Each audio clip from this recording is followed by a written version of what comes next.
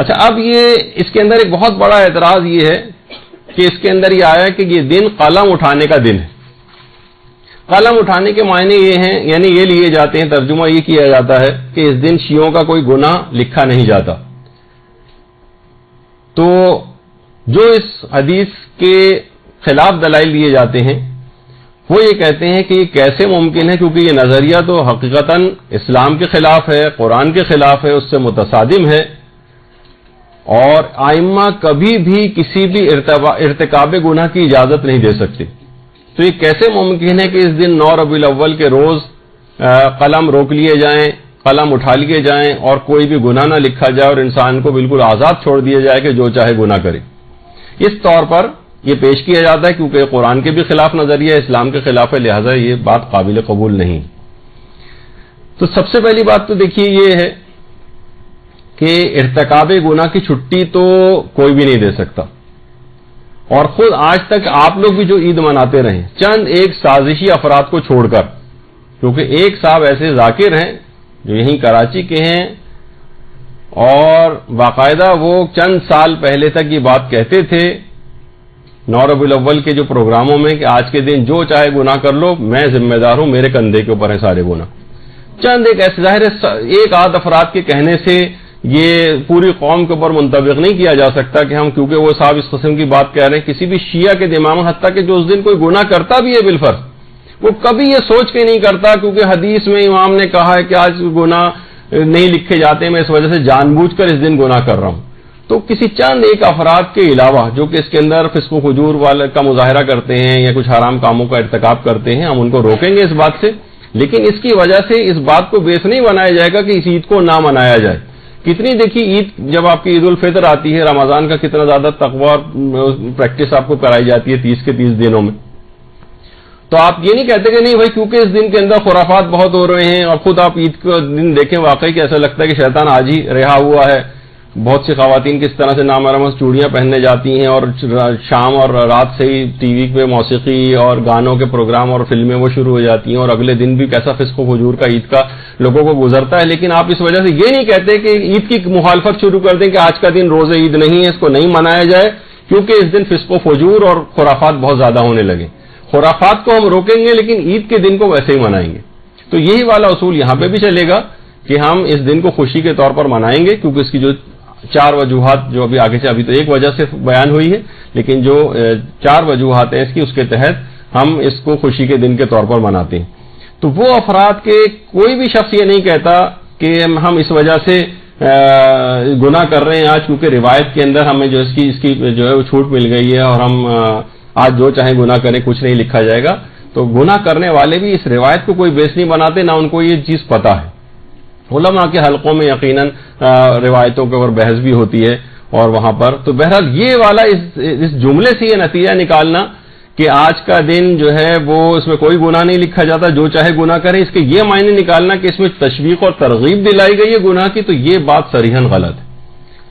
اور خود آیت اللہ ناصر مکارم شیرازی جو کہ واقعتاً اس احمد ابن اسحاق کی روایت کو علمی طور پر نہیں مانتے، وہ بھی یہ بات کہتے ہیں کہ ٹھیک ہے اس روایت کا اعتبار نہیں ہے اور یہ محسوس ہوتا ہے کہ یہ خلاف کتاب خدا ہے، کیونکہ ائمہ معصومین کبھی بھی کسی ارتکاب گناہ کی اجازت نہیں دے سکتے، نہ اس دن نہ اس دن کے علاوہ کسی دن، لیکن برفرض اعتبار. یعنی اگر ہم سمجھیں بھی اس بات کو کہ یہ روایت صحیح اور معتبر ہے، تب بھی اس حدیث کے معنی یہ بنیں گے کہ اگر اس دن کسی سے کوئی لغزش سرزد ہو جائے، یعنی جانے بوجھے سرکشی کیے بغیر اس نے اس سے کوئی گناہ ہو جائے، تو اس دن کی شرف اور عظمت کی وجہ سے پروردگار اس کے گناہ کو معاف کر دے گا، اور یہ اس کے معنی بنیں گے، نہ کہ وہ عمدن اس گناہ سے آلودہ ہو. تو یہ تو دیکھیے خود آیت اللہ ناصر مکارم شیرازی نے بھی اس کا امکان ظاہر کیا کہ اگر یہ روایت معتبر بھی ہو تب بھی اس کی یہ معنی ہرگز نہیں کیے جائیں گے کہ اس دن کھلی چھٹی جو ہے وہ لوگوں کو دی جا رہی. تو دیکھیے بہت سارے گناہ ایسے ہوتے ہیں کہ مثلا نہ چاہتے ہوئے بھی آپ سے ہو جاتے ہیں، نہ چاہتے ہوئے بھی. مثلا تاریخ ہے خمس آ گئی، آپ ذرا غافل ہو گئی، آپ نے نہیں نکالا، 2-4 روز آگے پیچھے ہو گئے جبکہ اسی دن خمس نکالنا چاہیے تھا. کتنی چیزیں ایسی ہیں کہ مثلا آپ کو فجر کی نماز کے لیے اٹھنے کا اہتمام کرنا چاہیے تھا، اور آپ نے اہتمام نہیں کیا اور آپ سوتی رہ گئیں، آپ سے گناہ ہو گیا، آپ کو اہتمام کر کے سونا چاہیے تھا۔ کتنی ایسی چیزیں کہ جہاں آپ کو امر بالمعروف و نہی عن المنکر کرنا چاہیے تھا لیکن آپ مختلف وجوہات سے خاموش رہ جاتی، عذرائے سرکشی، ظلم، اور اس کے طور پر آپ نہیں کر رہی کہ نہیں آپ میں ہر صورت میں پروردگار کے قانون کی مخالفت کروں گی، ایسا نہیں ہوتا، لیکن وہ گناہ پھر بھی آپ سے ہو جاتے۔ تو وہ اس دن کے عظمت کی وجہ سے پروردگار اگر یہ والی نیت نہ ہو اور سہون غفلتاً جو ہے آپ سے گناہ ہو جائے، اس دن خدا اس گناہ کو نہیں لکھے گا، نہ کہ عمدن آپ کوئی گناہ کریں، یہ ہرگز بھی اس کے معنی نہیں۔ تو دیکھیے یہ وجہ ہے کہ اصول کافی کے اندر باقاعدہ چھٹے امام جعفر صادق علیہ الصلوۃ والسلام سے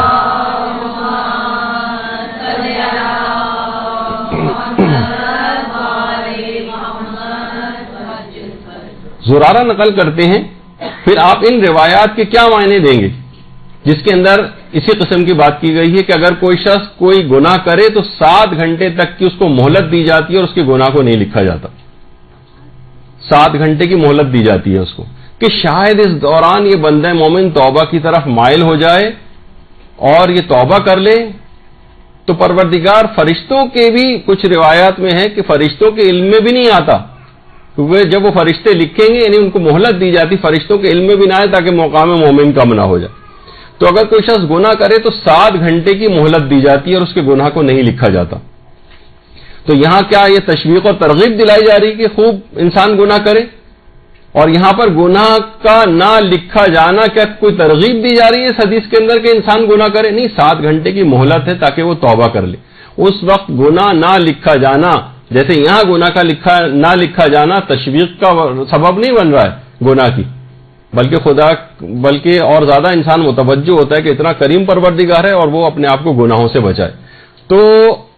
قلم کا اٹھا لیا جانا اور نہ لکھا جانا اس کی بات کی دلیل نہیں ہے، جیسے کہ اس روایت سے بھی ظاہر ہو کہ یہاں پہ بھی نہیں لکھا جا رہا لیکن اس سے کسی کو کوئی تشویق و ترغیب گناہ کی نہیں ہوتی۔ اسی طرح سے باقاعدہ یہ بھی روایت کے اندر ہے، یہ بھی چھٹے امامی سے روایت ہے کہ اگر کوئی بندہ گناہ کرے تو رات تک اس کا گناہ نہیں لکھا جاتا، دن میں گناہ کیا رات تک نہیں لکھا جاتا تاکہ ہو سکتا ہے کہ اس دوران وہ توبہ وغیرہ کر لے۔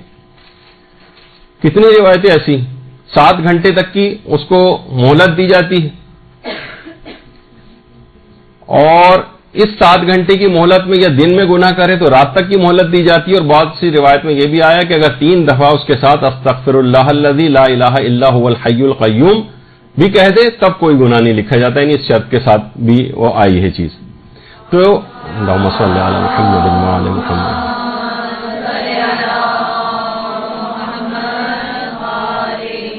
تو علماء فرماتے ہیں کہ ممکن ہے کہ یہاں پر قلم اٹھا لیا جانے سے مراد یہ ہو کہ وہ گناہ نہیں لکھے جاتے اور اس دن کی عظمت کی وجہ سے مہلت دی جاتی ہے تاکہ بندہ مومن توبہ کی طرف مائل ہو جائے اور توبہ کر لے۔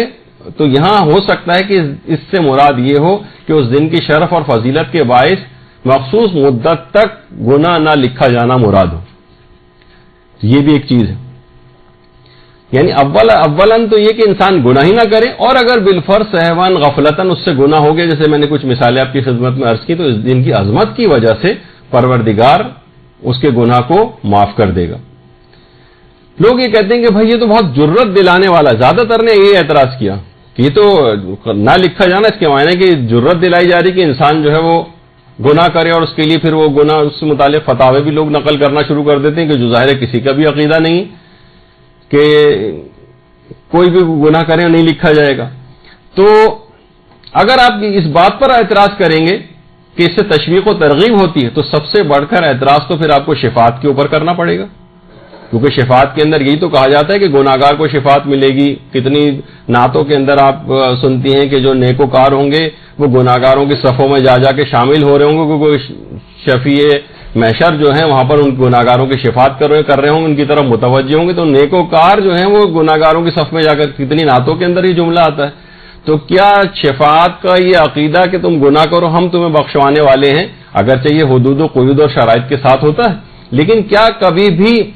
شفاعت کا نظریہ اس بات کا سبب بنتا ہے کہ انسان یہ سوچے کہ بھائی وہ تو شفاعت کرنے والے ہیں تو لہٰذا یہاں خوب گناہ کرو؟ کہ لفظی طور پر تو کہتے ہیں لیکن ہر شخص کو پتا ہے، دل سے کوئی بھی اس بات کو نہیں مانتا ہے. بہت سے لوگ کہتے ہیں کہ اللہ بڑا بخشنے والا ہے مثلا، یہ بہت سے جملے لوگ کہہ دیتے ہیں، لیکن وہ سرسری طور پر ہے، دل سے وہ بھی اس بات کے قائل ہے کہ نہیں، اس طرح سے نہیں بخشا جا سکتا. یہ کہ لاپرواہی اور غفلت اسے کہا جائے، اس میں انسان سرسری طور پر یہ جملہ کہہ جاتا ہے. ورنہ یہی اعتراض جو آپ اس حدیث کے اوپر اگر کریں گے تو اسی اعتراض کو آپ کو شفاعت کے اوپر بھی کرنا پڑے گا کہ اس سے بھی تشویق و ترغیب بظاہر لگتی نظر آ رہی ہے.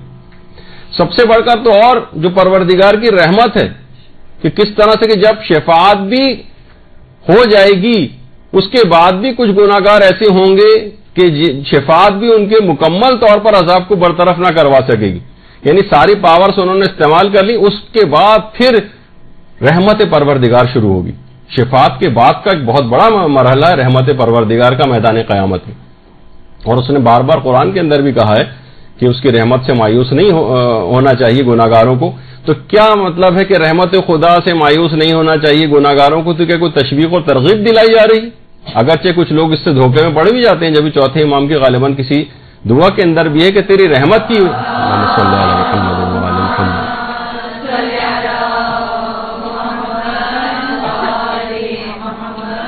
کہ تیری فرت رحمت کی وجہ سے لوگ گناہوں کا ارتکاب کرنے لگتے ہیں. تو بہت سے لوگوں کے اندر یہ چیز آتی ہے، لیکن عام طور پر ایسا نہیں ہے کہ لوگ اس وجہ سے کہ رحمت خدا بہت وسیع لہذا خوب گناہ کرو، شفاعت امام کروا دیں گے لہذا خوب گناہ کرو. یہ نہیں لکھا جاتا اور نہ یہ سمجھا جاتا ہے، اور گناہگار بھی گناہ کرتے وقت یہ دل سے اس بات کا بہرحال قائل نہیں ہوتا ہے. تو اور آپ نے کبھی بھی آج تک آپ نے دیکھا ہے کہ عید کے دن صدر مملکت کسی بھی جگہ کے وہ خاص طور پر اسلامی ملکوں میں وہ قیدیوں کی سزاؤں کو معافی کا اعلان کرتے ہیں. تو کیا کبھی کوئی اس وجہ سے کسی کو تشویق جرم ہوئی ہے کہ بھائی میں ایسا کرتا ہوں کچھ جرم کا ارتکاب کر لیتا ہوں کیونکہ جب صدر مملکت عید کے دن سزا جو ہے وہ معاف کریں گے تو ہو سکتا ہے اس میں میرا بھی نام ہو. تو کبھی اس سے فائدہ اٹھا کر کبھی بھی کوئی شخص کسی جرم کا ارتکاب نہیں کرتا. یا مثلا صدر مملکت کو اختیار ہے کہ وہ پھانسی کی سزا کو معاف کر سکتے ہیں، حتیٰ کہ سپریم کورٹ بھی دے دے اور اس کے بعد صدر مملکت کے پاس جب اپیل جائے گی تو اس کو معاف کرنے کا اختیار ہے، میں اس وجہ سے کسی کو قتل کر دوں. کبھی کسی شخص کو اس بات کی تشویق و ترغیب نہیں ہوئی. مثلا خود ہمارے شعبہ طب کے اندر نفسیات وغیرہ جو پڑھائی جاتی ہے سائیکیٹری، اس میں جب باقاعدہ ہسٹری لی جاتی ہے پیشنٹ سے تو اس کی ہسٹری میں ایک پوائنٹ ہوتا ہے کہ آپ کا خودکشی کرنے کو دل چاہتا ہے. تو اکثر لوگ دماغ میں ان کے اعتراض آتا ہے کہ ابھی تک مریض کے دماغ میں اگر نہیں آیا تھا خیال تو ابھی سن کر سوال کے خودکشی کا خیال آنے لگے گا اس کو. تو انہوں نے کہا کہ ہم نے اعداد و شمار جمع کی، آج تک اس سوال کے پوچھنے کی وجہ سے آج تک کسی مریض نے کبھی کوئی خودکشی اٹیمپٹ نہیں کی. تو مقصد کہنے کا یہ ہے کہ صرف ان پریویلیجز اور وہ جو اختیار ہے یا صدر کو معاف کرنے کا یا ائمہ کے پاس شفاعت کے ذریعے گناہوں کو معاف کروانے کا یا رحمت خدا کے ذریعے گناہوں کو معافی کا، اس سے کسی کو تشویق و ترغیب نہیں ہوتی. تو پھر یہاں پر گناہ کچھ مدت کے لیے نہ لکھے جانا یا اس دن کی عظمت و شرف کی وجہ سے سہون جو گناہ ہو جاتے ہیں اس کو معاف ہو جانا، یہ کیسے اس بات کا تقاضا مقتضی ہوگا کہ جو ہے اس کو ہم کہہ دیں کہ یہ حدیث جھوٹی ہے اور اس کے یہی معنی اور مفہوم ہے کہ جو ہم بیان کر رہے ہیں یہ صحیح نظریہ نہیں ہے. اس میں علماء نے کتنی ساری آپ کے سامنے حدیثوں کی بھی باتیں آئیں کہ پھر یہی اعتراض ان کے اوپر بھی وارد ہوگا، جو آپ ان کا جواب دیں گے وہ اس کا جواب ہوگا. البتہ وہ الگ بات ہے کہ جن کے نزدیک روایت ثابت نہیں ہے تو پھر وہ اس کے جملوں کے اوپر بھی بحث نہیں کریں گے. لیکن اکثر علماء کی ایک اچھی بڑی تعداد جیسے کہ میں نے ذکر کیا وہ اس بات کی قائل ہے اور وہ کہتی ہے کہ اس کے اندر اس سے مراد یہ نہیں ہے قلم کو اٹھانے سے مراد، بلکہ سہون گناہ اگر ہو جائیں تو وہ اس دن قابل معافی ہوتے ہیں اس دن کے شرف اور فضیلت کی وجہ سے. ورنہ پھر اس کو آپ کیا کہیں گے کہ حب علی یاکل الذنوب کما تاکل النار الحطب، علی کی محبت گناہوں کو اس طرح سے کھا جاتی ہے جس طریقے سے آگ سوکھی لکڑی کو کھا جاتی. تو اس کا کیا مطلب ہے کہ انسان محب رہے اور اس کے بعد گناہ بھی کرتا رہے کیونکہ علی کی محبت تو کھاتی چلی جائے گی. تو کیا کبھی آپ اس حدیث کو کبھی اس طور پر کبھی کوئی شخص سوچتا ہے؟ تو پھر یہی اعتراض اس حدیث کے اوپر بھی وارد ہوگا کہ اس میں تو تشویق و ترغیب دلائی گئی ہے کہ آپ بس محبت علی دل کے اندر رکھیں. اب اس کی تفصیل میں تو کوئی نہیں جاتا کہ حدیث کے اس میں جب محبت ہے تو اس محبت کے تقاضے کیا ہوتے ہیں، اس کی نافرمانی نہیں کی جاتی، محبت کرنے والے سے اس کی سیرت کی پیروی کرنے کی کوشش کی جاتی ہے، اس کی تفصیل میں کون جاتا ہے؟ بظاہر تو یہ لگ رہا ہے کہ محبت علی اگر کسی کے دل میں ہے تو وہ گناہوں کو ختم کر دیتی ہے. تو انسان گناہ کرتا جائے، محبت علی ختم کرتی جائے گی، تو اس سے بھی کوئی تشویق و ترغیب نہیں ہوتی کسی کو. اگر اس پہ کوئی اعتراض وارد کرنے لگے اسی انداز کا، تو پھر اس حدیث کے اوپر بھی اس کو یہی والا اعتراض کرنا پڑے گا. اسی طرح سے حاجی کے لیے چھٹے امام فرماتے ہیں کہ حج کرنے والے کے اللہم صلی علی محمد و علی محمد،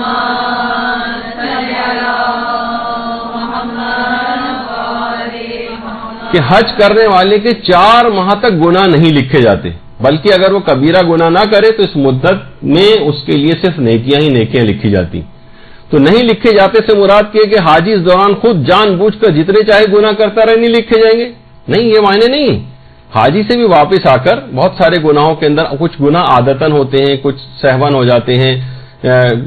کچھ غفلت کے اندر ہو جاتے ہیں، کچھ مسئلہ نہ جاننے کی وجہ سے ہو جاتے ہیں، کچھ کم علمی اور لا علمی کی وجہ سے ہو جاتے ہیں. تو اس دوران وہ نہیں لکھے جائیں گے اور اس کو ایک شرف اور فضیلت رہے گی کہ تم سے اگر اس طرح سہون کچھ ہو جائے. لیکن اگر کوئی شخص دماغ میں لیا ہے کیونکہ حاجی کے گناہ نہیں لکھے جاتے لہٰذا ان 4 مہینے میں مجھے کھلی چھوٹ مل گئی ہے اور میں گناہ کرتا جاؤں، تو یہ اس حدیث کے معنی نہیں ہوں گے. ورنہ اگر وہ اعتراض آپ اس حدیث کے اوپر کریں گے کہ گناہ نہیں لکھے جاتے اس وجہ سے اس کو نہیں مانا جا سکتا ہے، خلاف قرآن ہے، تو ان تمام حدیثیں جو آپ کے سامنے ابھی پیش ہوں ان سب کا بھی آپ کو انکار کرنا پڑے گا. تو بہرحال یقیناً اس قسم کا کوئی بھی مفہوم نہ تو کسی نے اس طرح سے کوئی لیا ہے اور نہ سمجھا. یہی وجہ ہے کہ ملا محسن کے فیض کاشانی نے باقاعدہ اس حدیث کی کہ حاجی گناہ نہیں لکھے جاتے اس کی کافی تفصیل اور بحث کے اندر بھی گئے ہیں، لیکن اب اتنا وقت نہیں ہوگا کہ ہم اس کو بیان کریں. پھر ایک اعتراض یہ ہے کہ اس روایت میں اس عید کے متضاد نام آئے. کہیں یہ آیا کہ اس دن کوئی گناہ نہیں لکھا جائے گا، لوگ اعتراض کرتے ہیں، اور کہیں یہ آیا اسی کے اندر جو نام ابھی آپ نے نام سنے اس کے اندر یہ بھی آیا کہ یہ گناہان کبیرہ سے بچنے کا دن. وہ کہنے ایک طرف تو کہہ رہے ہیں گناہ نہیں لکھا جائے گا یعنی گناہ کرو، اور دوسری طرف یہ کہا جا رہا ہے گناہ کبیرہ سے بچنے کا دن ہے. کہیں یہ کہا جا رہا ہے کہ یہ امر بالمعروف اور نہی عن المنکر کرنے کا دن ہے. تو یہ تو تضاد ہے، اور اس کا تضاد ہی اس بات کا ثبوت ہے کہ حدیث صحیح نہیں. یہ ایک اعتراض کیا جاتا ہے اس میں. تو دیکھیے اول تو یہ تضاد نہیں، بلکہ یہ تو اس سے ثابت ہوتا ہے کہ وہاں گناہ نہ لکھے جانے سے مراد مہلت کا دیا جانا. ورنہ یہ کیسے ممکن ہے کہ اس دن امر بالمعروف اور نہی عن المنکر کر کے انسان گناہوں کو رکواتا ہے نہ کہ تشویق دلواتا ہے. گناہان کبیرہ سے بچنے کا دن ہے، اس کا مطلب ہے کہ وہاں پر جو گناہ نہ لکھے جانے کی بات ہو رہی تھی کہ وہ جان بوجھ کر کیے جانے والے گناہوں کے متعلق بات نہیں تھی. تو یہ روایات کے ناموں سے یہ اس بات کا ثبوت ملتا ہے کہ یہ ٹکراؤ آپس میں نہیں ہے، بلکہ اس کے وہ معنی جو آپ نے سمجھے وہ معنی غلط ہے. ورنہ یہ امر بالمعروف کا دن بھی ہے، نہی عن المنکر کا دن ہے. لوگوں کو گناہوں سے روکیے، واعظ و نصیحت اور ارشاد کیجیے ان کو، گناہان کبیرہ سے خود بھی بچیں، دوسروں کو بھی بچائیں، اور اگر پھر بھی کچھ ہو جاتے ہیں تو وہ پروردگار عالم اس دن کی فضیلت و شرف کی وجہ سے آپ کو معاف کر دے گا. تو آپ نے دیکھا کہ اس طرح سے اس کو پیش کیا گیا کہ یہ خلاف قرآن ہے، جبکہ اس قسم کی بات نہیں. یہ تو ایک وجہ تھی اب تک جو روایت احمد ابن اسحاق جس کے اندر ایک بڑے دشمن اہل بیت کے مارے جانے کے حوالے سے بھی بات تھی، تو اس پہ آپ نے اس کا تھوڑا سا تجزیہ دیکھا.